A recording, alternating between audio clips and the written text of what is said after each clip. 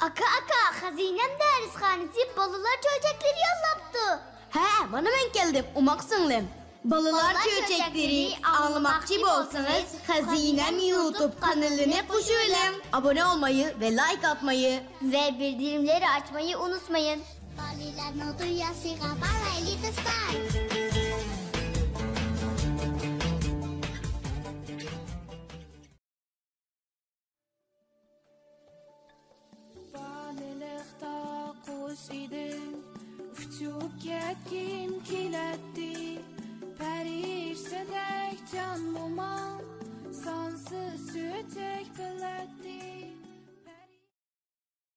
Ur tokmak.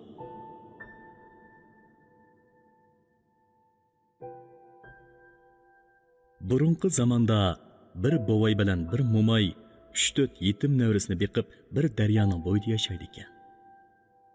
Ularning faqat bir tupla qog'i jigdisi bor ekan. Ular to'liroq shu jigdiga taynib kun kechirdi ekan. Ammo bu jigdiga qog'lar o'ginib biri kessa biri kelib jigdiga zodil aram bermabdi. Bovay jigdini qog'lardan saqlashning amalini izlabdi.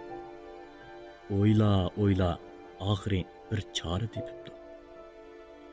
Bir bachkini o'ltirib, qinini o'zining putlariga, kendikiga beshiga suvabdi-da, jigdining ostiga kelib o'lib qolgandek etyapti. Bir chaqlardan keyin bir qog'a jigdiga qo'nib kepak basqan kanini so'zib qaqildabdi. Bovayning yuziga bir necha tal jigdini cho'qilab tushirib sinabdi. Qarasa jimjit. Hey, bu bir top o'xshaydi. Da pastga tushibdi. Asta olchanglab kelib, bovayning qo'rsqi ustiga chiqib, kendikidagi qetib qolgan qonlarni cho'qib yebdi. Og'zini tomishitib shundoq qarsa, rostla Xudo bergan bir o'lja. Qaga, Aval o'likning ko'zini cho'qib yey. deb bir seklapla bovayning ichilib qolgan og'ziga qo'nibdi. Nada tursin ko'zini cho'qish, qaga o'z ko'yida qopdi. Qarsa, barmoqlari bovayning og'ziga qisilib qopdi. Qaga darrov bir hili o'ylab, Muborak bo'lsin tirilib qolganlarga bovay. debdi. Bovay ha deb og'zini shundoq ichishiga qochmoqchi bo'lgan qaga endi o'zini bovayning changilida ko'ribdi. Oxiri qaga Baş gözlerining sadig'isi bo'lay. Meni qo'yib bersinlar. Qaq. deb yalvaribdi. Toz qoldim, ko'zimni sana sadiq qilg'ili. Endi seni qo'yib berish degan nadki gapgan. deb unumabdi bovay. Men sizlarni tugamas dunyoga yetkazib qo'yay. Meni qo'yib bersinlar. deb yana yalvaribdi qaga. Men chiroyli so'zlarga oldinib, qirg'anda mushu kunga qolgan. Endi umrimning oxirida sana oldinib nega boray? debdi bovay. Men qog'larning eng qirisi. Yeshim mingdan oshdi. Oxirgi umrimda va'damga shundoq bir vafo qilib o'tayki, odam bolasi meni bilib qolsin. deb tuksiz inaklarini bovayning o'tundek barmoqlariga surkab yig'labdi qaga. Qerining qayoshi degandek bovayning ko'ngli erib,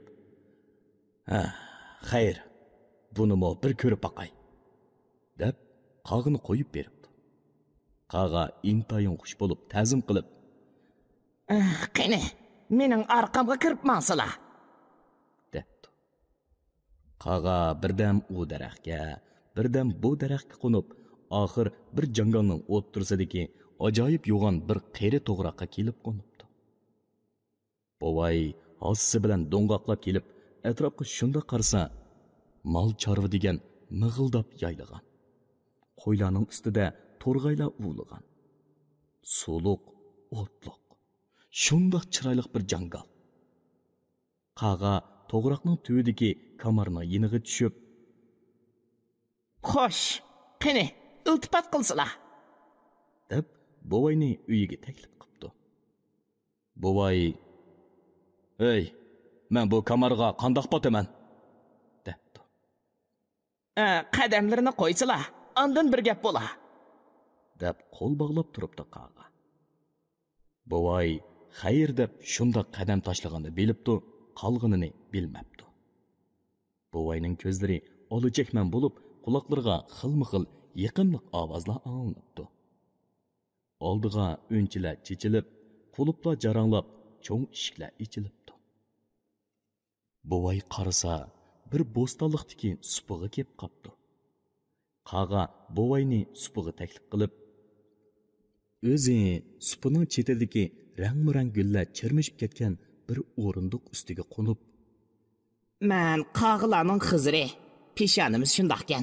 Sizlarga yo'liqib qoldim. Xayr, va'daga vafo. Qaq! debdikan, supining oldida bir qora eshak paydo bo'ldi. Qaga, Bu eshak sizlarga vafoliq sovg'asi. Eshakka minganda o'zlarini bir yo'l ustida ko'rlar. Shu yo'l bilan mengib, kech qolsizlarmi, hech kimnigida qo'nmay o'ylariga borsalar. Agar dunyo lozim bo'lsa, mushu eshakni bir ko'pining ustiga chiqirib, "Sanqang eshigim, sanqang, oltin ko'mish sanqang" desalar, eshak sizlarga oltin ko'mish sanqab beradi. Lekin bu sirni hech kimga aytmaslar. Qaq! debdi. Buvay xo'p deb eshakka shundoq minishiga rost degandek o'zini yo'l ustida ko'ribdi. Manga kech bo'lganda bir tugman uchrabdi. Tugmanchi chiqib, Voy, unda qilmay qo'nib kelsalar, deb buvayni uyiga boshlabdi. Buvay oqshimi yotarda tugmanchiga, "Eshigimga oltin ko'mish sanqang demay, obdan qarab qo'ysalar", deb uxlab qopdi. Tugmanchi kechida osta chiqib, eshakka heliqi gapni debdikan, eshak bir muncha tanga tezaklab beribdi.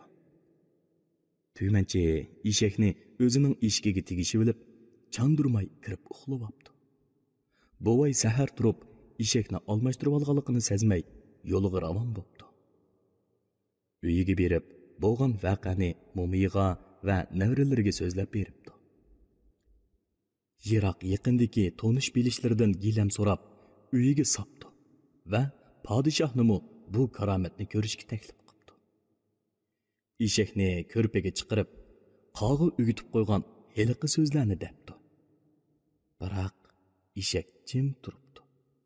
Ikkinchi qitim debdi, eshak yana jim. Uchinchi qitim debdi, eshak yana jim. Oxiri buvay eshakni bir kaltak urib, varqirab debdi.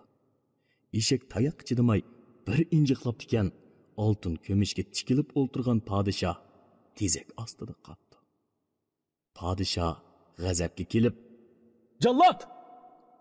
deb varqirabdi. Biroq atrofiga qarasa jallod yo'q.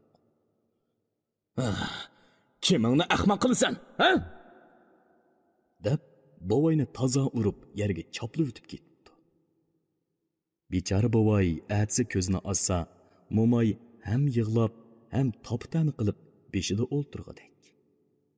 Buvay tishini tishlab, o'rnidan turib, eshakka minib jangalga qarab yo'l oldi. Qag'ining oldiga berib, bo'lgan ishlarni bayon qildi.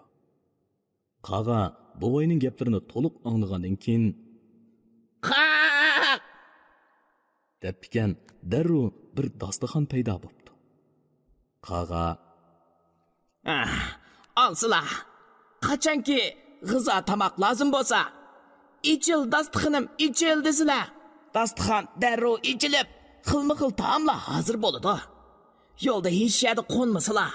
Dasturxonning sirini hech kimga aytmasizlar. Qaq! debdi. Buvay xushal bo'lib, dasturxonni ilib yo'lga ravon bo'ldi.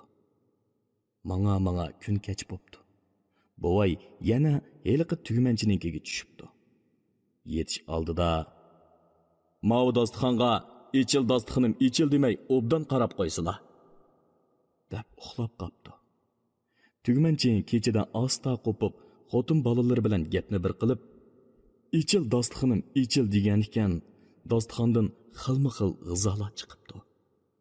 Tugmanchi g'izolarni bolalar bilan hopila-shapila yeyishib, qolganini yig'ishtirib o'tib, dostixonni tegishyapti. Buvay atigini zam qo'ymayla dostixonni qo'ltiqiga qisib yo'lga tushibdi. Uyga kirmayla mo'mayga dostixonning sirini so'zlab, mo'mayning unimig'iga qaramay uy rostlatib podshohga xabar beribdi. Podshoh bu qitim o'zi kelmay vazirlarni avatibdi. Vazirlar so'rin tuzib o'ltirishibdi. Necha kundan beri och qolgan navkarlarmi qo'llarini yuyishib, eshikda talmirishib turibdi. Hamma tayyor bo'lgandan keyin buvay "Ichil dostixonim, ichil" debdi. 2 qitim debdi. 3 qitim debdi.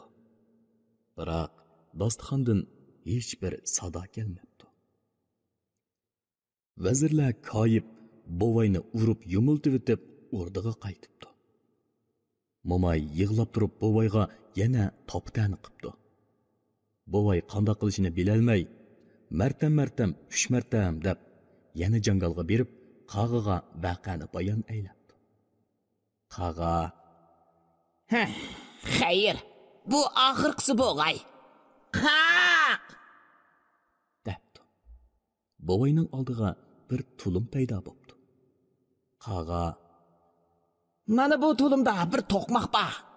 Qachonki boshlariga kun tushadigan, ur to'qmoqim ur desizlar. Har qanday mushkillar oson bo'ladi. deb yana boshda aytgan gaplarni jikilab buvayni yo'lga sapdi. Buvay yana heliqi tugman oldiga kelishiga tugmanchi chiqib: "Voy aka, unda qilmay qo'nib kelsizlar" deb buvayni to'sibdi. Buvay xayr deb eshakdan tushibdi. Yetish oldida: "Mavi tulumda bir to'qmoq bor. Tulumga ur to'qmoqim ur demay, obdan qarab qo'ysalar" deb uxlab qopdi.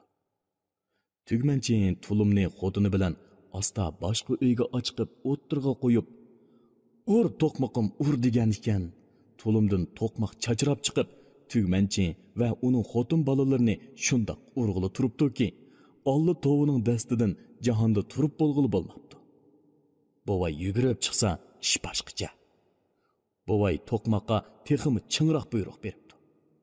Tugmanchi: Voy, eshaklarni qaytirib beray, bo'ldi qislar" deb eshakni tepib kelibdi. To'qmoq to'xtamay tugmanchining xotinini selaveribdi.